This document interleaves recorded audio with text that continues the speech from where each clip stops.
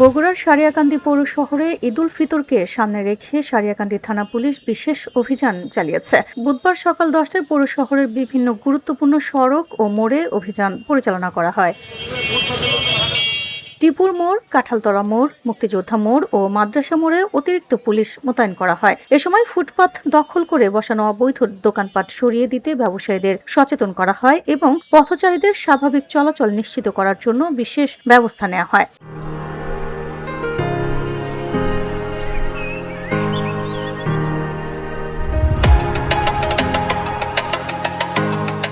অভিযানে সারিয়াকান্দি থানার officer in charge আফম Asaduzzaman উপস্থিত ছিলেন। এছাড়া সারিয়াকান্দি বণিক সমবায় সমিতি লিমিটেডের সভাপতি মোহাম্মদ সিরাজুল ইসলাম ফুল, সহসভাপতি মোহাম্মদ মুজাহিদুল ইসলাম পলাশ এবং প্রিন্ট মিডিয়ার সাংবাদিকবৃন্দ উপস্থিত ছিলেন।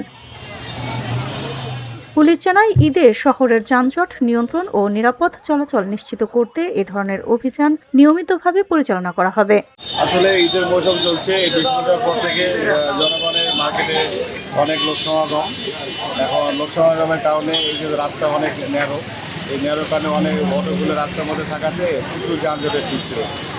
যার কারণে আমরা পুলিশ মোতায়েন করছি এবং আমরা নিজে থেকে এই যানজট নিরসন করার চেষ্টা করতেছি।